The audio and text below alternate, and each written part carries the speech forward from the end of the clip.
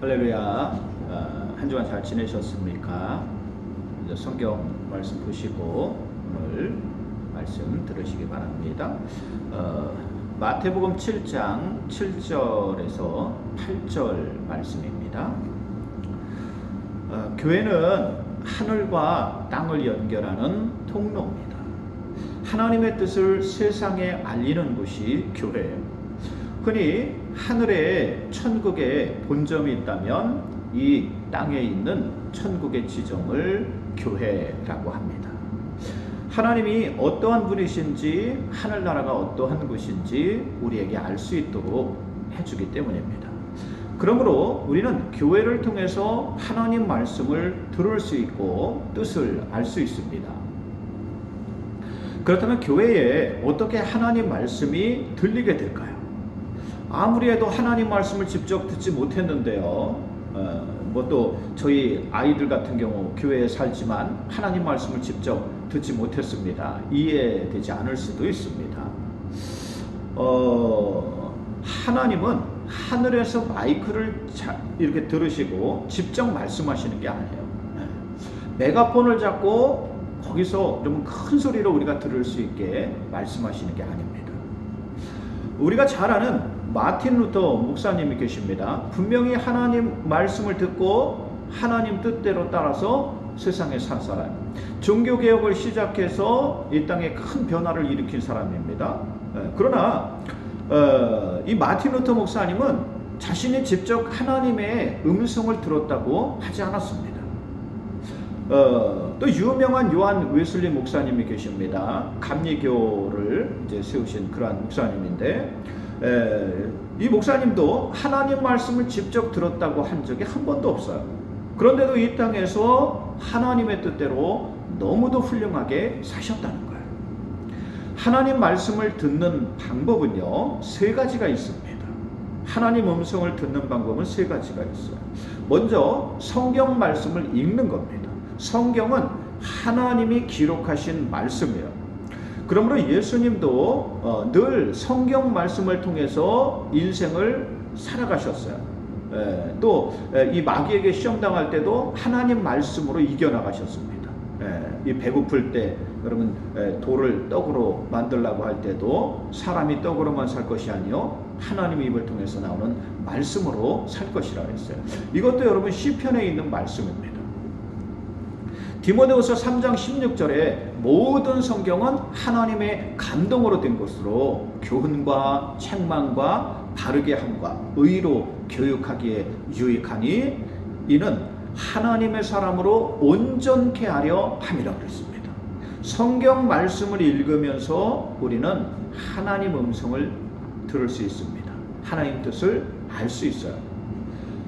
그리고 두 번째는 여러분 기도하면서 하나님 뜻을, 하나님 말씀을 들을 수 있습니다. 기도도 그냥 하는 게 아니에요. 급하다 그래가지고 하나님 이 일 좀 해결해 주십시오.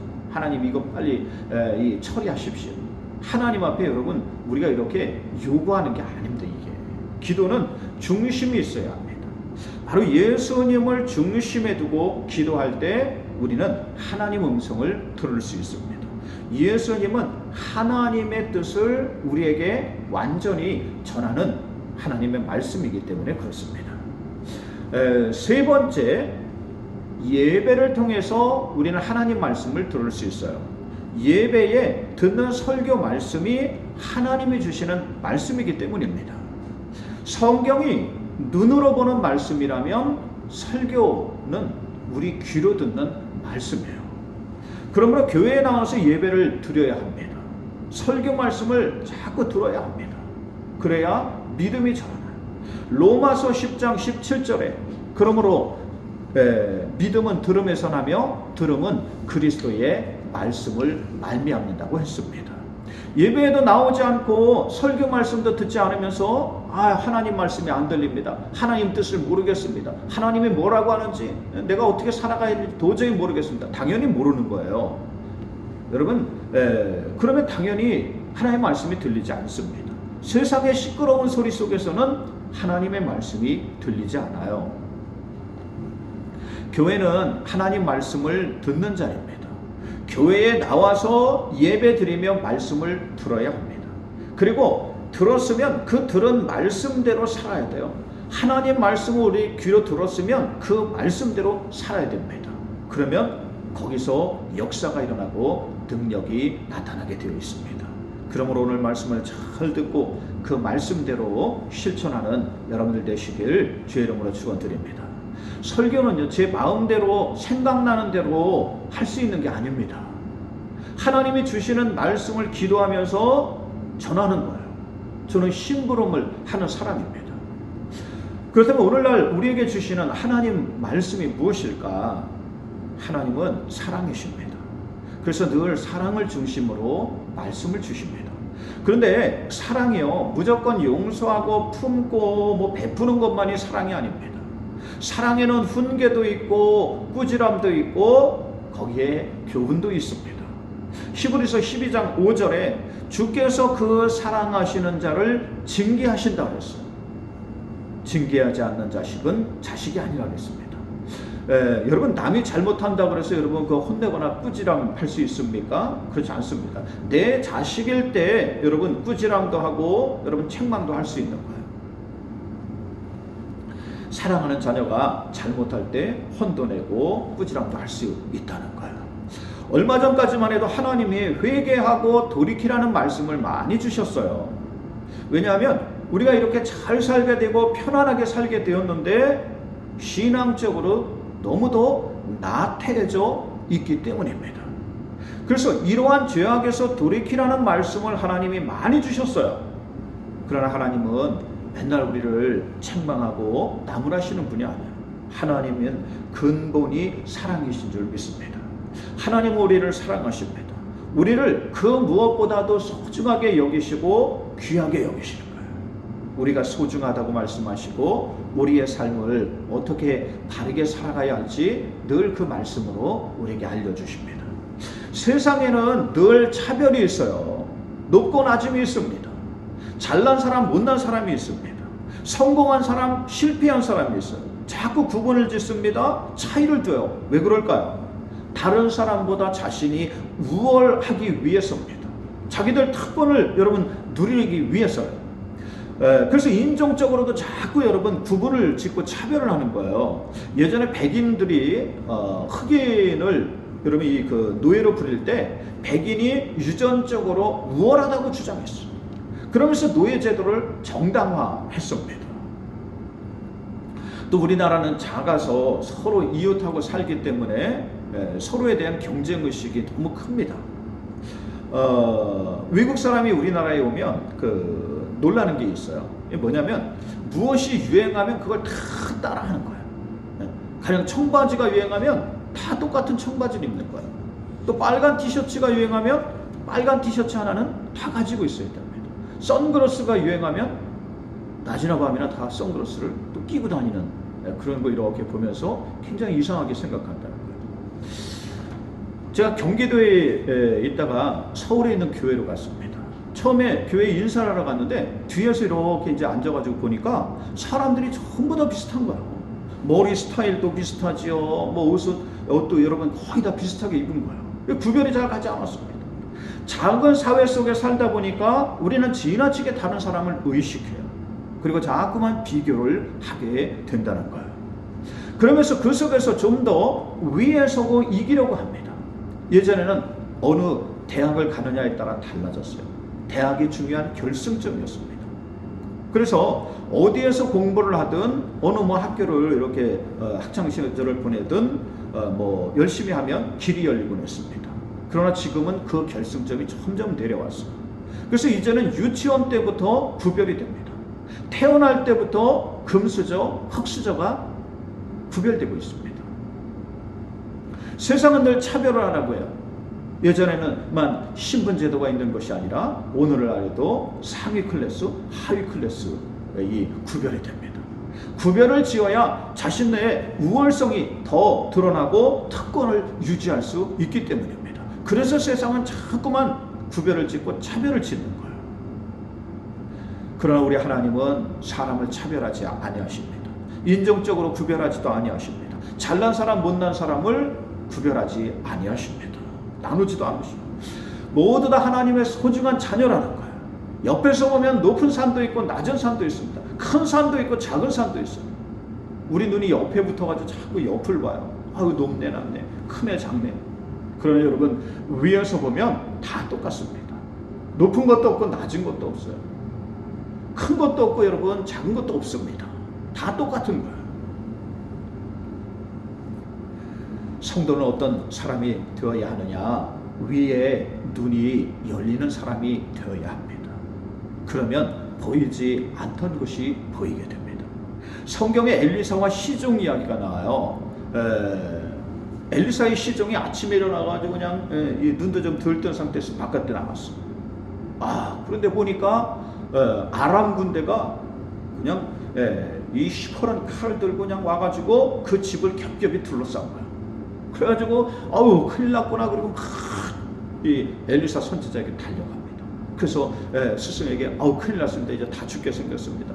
그리고 돌돌 떠니까 이 엘리사 선지자가 뭐라 그러냐면, 우리와 함께한 자들이 저들보다 많으니 두려워하지 말라고 하셨어. 시종이 아무리 봐도 자기하고 스승 둘밖에 없는데 무슨 소리를 하나 이해하지 못했습니다.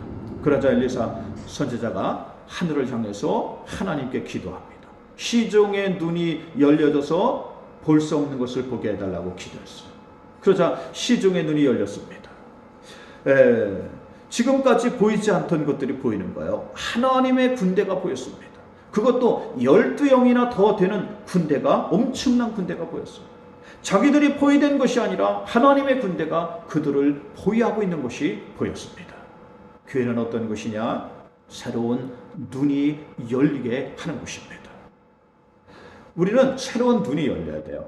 그래야 세상을 바르게 살 수 있습니다. 여러분, 듣는 것도 마찬가지요. 단지 세상의 소리만 있는 게 아닙니다. 우리가 잘못하면 세상의 시끄러운 소리만 듣습니다. 사람이 말하는 소리, 음악 소리, 또 떠드는 소리, 싸우는 소리, 또 동물들 소리, 기계 소리, 바람 소리, 여러분 이런 거 막 들려요. 그러나 이러한 소리만 있는 것이 아닙니다. 성경에 하나님의 세미한 소리가 있다고 했습니다. 엘리야가 갈멜산에서 바알과 아세라를 섬기는 거짓 선지자 850명과 싸워서 이깁니다. 그들을 다 물리치고 승리를 해요. 그런데 바알을 섬기는 이세벨 왕비가 자신을 죽이려고 혈안이 되었어요. 그래서 이 군대를 보내가지고 그냥 이 엘리야 선지자를 잡으려고 막 쫓아다니는 거예요. 그래서 급하게 광야로 도망갔습니다. 광야 깊숙이 들어가 동굴 속에 숨어 있었어요. 두려움 속에 숨죽이고 숨어 있는데 하나님의 사자가 나가서 동굴 밖에 서라고 하셨습니다. 열왕기상 19장 11절에 보면 여호와께서 지나가시는데, 하나님이 지나가시는데 크고 강한 바람이 산을 가르고 바위를 부수나 바람 가운데에 여호와께서 계시지 아니하며, 바람 후에 큰 지진이 있으나 지진 가운데 여호와께서 계시지 아니하며, 또 지진 후에 불이 막 타면서 뜨거운 불이 막 일어나는데 그 불 가운데도 여호와께서 계시지 아니하더니 불 후에 세미한 음성이 들려오기 시작했어요. 세상이 시끄러울 때는 하나님의 음성이 들리지 않았어요.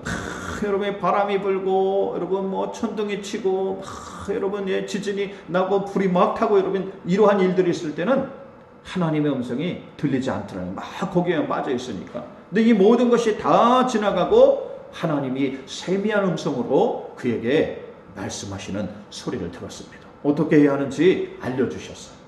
그리고 그 말씀대로 행하자 놀라운 역사가 일어났습니다. 여러분, 우리도 위의 소리를 들어야 합니다. 하나님의 음성을 들어야 돼요. 그리고 그 말씀대로 살아야 합니다. 그러면 우리에게 놀라운 역사가 일어나게 되어 있어요. 오늘 예배 가운데에 여러분 사람의 소리가 아니라 하나님 말씀을 듣는 시간이 되시길 주의 이름으로 축원드립니다.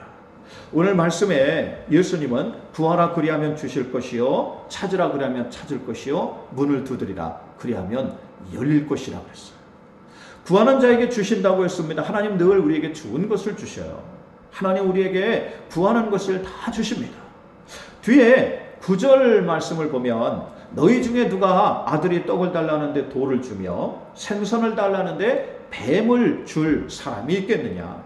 너희가 악한 자라도 좋은 것으로 자식에게 줄 알거든 하물며 하늘에 계신 너희 아버지께서 구하는 자에게 좋은 것을 주시지 않겠느냐라고 하셨습니다. 하나님은 우리에게 필요한 것을 주셔요. 좋은 것으로 주십니다. 근데 구해도 우리에게 주시지 않을 때가 있어요. 그 뭐냐면 여기에 대해서 성경이 설명을 하는데 정욕에 쓰려고 잘못 구할 때 주시지 않는다 그랬어요. 우리에게 해가 될 때 주시지 않는다 그랬어요. 가령 여러분 어린아이가 자기 운전하겠다고 자동차 키 달라고 하면 여러분 주는 부모 있습니까? 또 아기가 말이죠. 칼이 재밌다고 여러분 슈퍼랑 칼을 달라고 그랬는데 여러분 주는 부모가 있겠습니까? 주지 않습니다. 자, 우리에게 해가 되는 경우 하나님은 주시지 않아요. 우리는 당장 그 일이 급해 보이고 그것이 좋아 보일 때가 있습니다. 그래서 막 그거를 여러분 쫄을 때가 있어요. 그리고 또 성급하게 우리 마음대로 선택할 때가 있습니다.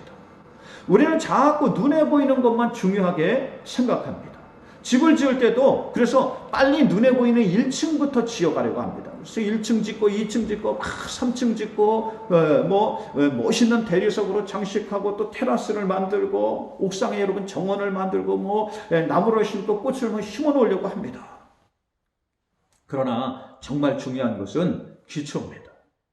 위로 멋있게 지었는데 기초가 잘못되었거나 약하면 다 부서집니다. 무너집니다. 부서지면 여러분 짓지 아니하면 못해요. 우리 인생도 마찬가지입니다. 하나님이 기초를 튼튼하게 하실 때가 있습니다. 비바람에 떠내려가지 않게 하실 때가 있어요. 위로 아무리 높게 지어도 부서지지 않게 기초를 다져가실 때가 있다는 거예요. 우리 인생이 근본적으로 망하지 않게 지어 가시는 것입니다. 세상에서는 잘 나갔는데 여러분 하나님을 믿지 않았어요. 세상에서는 잘 살았는데 구원을 받지 못했어요. 세상에서 성공했는데 믿음 생활에서는 실패했어. 다 좋아하고 인기가 많은데 믿음 생활에 실패했어요. 이건 망한 인생인 겁니다. 기초가 잘못되면 소용이 없다는 거예요. 근데 세상의 사람들은 기초를 무시합니다. 소용이 여러분 필요하지 않다고 생각합니다. 그리고 위로만 높이 지으려고 합니다. 옆에서 달려가면 그것만 보고 조급해가지고 하나님께 조를 때가 있습니다. 그러나 우리는 위를 봐야 합니다. 사람의 소리가 아니라 하나님의 소리를 들으며 살아야 합니다. 오늘 찾는 이가 찾아낼 것이라고 했어요. 잠언서 8장 17절에 하나님은 나를 사랑하는 자들이 나의 사랑을 입으며 나를 간절히 찾는 자가 나를 만날 것이라고 했어요. 여러분 하나님을 여러분 사랑하는 자가 하나님의 사랑을 입어요. 또 하나님을 찾으려고 하고 그 음성을 들으려고 하는 사람에겐 하나님의 음성이 들리게 되어 있습니다. 당연한 거예요. 그리고 세상이 복잡한 것 같아도 다 길이 있어요. 하나님을 찾는 사람에게는 세상의 길도 열린다는 사실이요. 여러분 우리가 잘 아는 세계 최고의 부자하면 록펠러였습니다. 미국의 시카고에 가면 록펠러가 세운 대학이 있어요. 거기에 교회가 있는데 여러분 엄청 큽니다. 석유 사업을 해서 막대한 돈을 벌었어요. 그러나 그는 51세에 중병이 들었어요. 그래서 아무것도 먹을 수 없고 잠을 잘 수도 없고 의사는 1년밖에 살지 못한다고 여러분 사형 선고를 했습니다. 근데 침대 위에서 죽음을 기다리면서 이 록펠러가 자신의 인생을 이렇게 끝내야 하나 너무 험하고 너무 안타까운 너무 속상하다. 그래서 하나님께 간절히 기도했습니다. 자신이 회복되면 새로운 삶을 살겠다고 하나님께 약속합니다. 결심을. 하나님이 그를 기적적으로 회복시켜 주셨어요. 그러자 록펠러는 새로운 삶을 살았습니다. 하나님을 최우선으로 하는 삶을 살았어요. 수입의 모든 부분에 11조를 드리고 또 재단을 만들어서 어려운 사람들을 돕고 또 장학재단을 세워서 전 세계에 공부하고 싶지만 공부하지 못하는 그러한 젊은이들을 후원했습니다. 그러면서 그는 세계 최고의 부자가 되었고 1년도 못 산다던 그가 98세까지 장수하며 하나님을 잘 섬기다가 천국에 가는 사람이 되었습니다. 여러분, 하나님을 찾을 때 우리 인생의 길도 찾을 수 있다는 사실을 명심하시기 바랍니다. 마지막으로 세 번째, 문을 두드리라 그리하면 열릴 것이라고 했어요. 여러분, 세상에는 많은 문이 있습니다. 우리 인생에도 많은 문들이 있어요. 어느 문을 통해서 들어가느냐에 따라 우리 인생의 운명이 결정이 돼요. 운명이 달라집니다. 13절에 보면 예수님은 좁은 문으로 들어가라. 멸망으로 인도하는 문은 크고 그 길이 넓어 그리로 들어가는 자가 많고 생명으로 인도하는 문은 좁고 길이 협착하여 찾는 자가 적다고 하셨습니다. 우리에게는 생명의 문이 있고 멸망의 문이 있다는 거예요. 사람들은 넓은 문이 좋은 줄 압니다. 누구나 볼 수 있고 자신을 자랑하고 알아주기 때문에.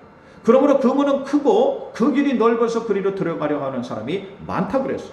오늘날 세상에서 하나님을 믿지 않고 자기 영광을 따라서 자기 목적을 따라서 이 세상에 여러분 이 욕심으로만 살아가는 그러한 사람들이 넓은 문으로 가는 사람들이에요.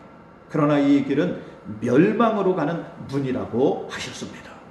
성도는 좁은 문으로 들어가야 합니다. 생명으로 인도하는 문으로 들어가야 한다는 거예요. 이것은 하나님을 믿으면서 오늘도 하나님 말씀을 따라 사는 것을 말합니다. 오늘날 우리가 가고 있는 그 길을 말합니다. 성도들이 사는 그 길을 말하는 겁니다. 이 길이 생명으로 가는 문이에요.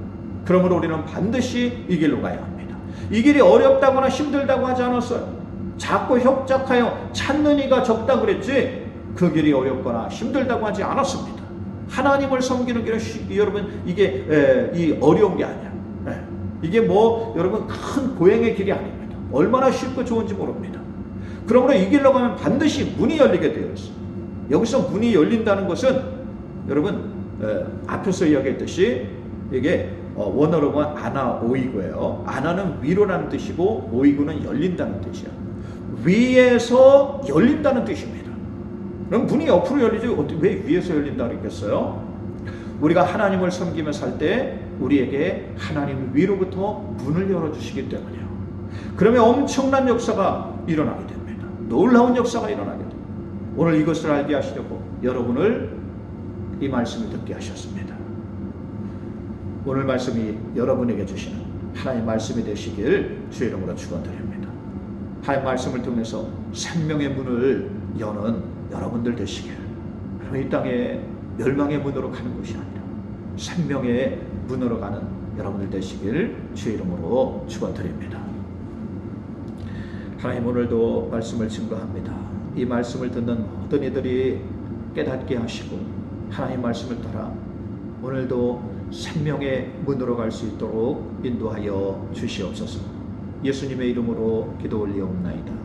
아멘. 주기도문 하시고 예배 마치시기 바랍니다. 그리고 다음 주가 추수감사절입니다. 한 해의 모든 결실을 다 거두고 수확을 주신 하나님께 감사하는 날입니다. 다음 주에 오실 때 곡식이나 과일을 가지고 오셔서 제단에 봉헌해 주시고 함께 감사 예배 드릴 수 있도록 하시기 바랍니다.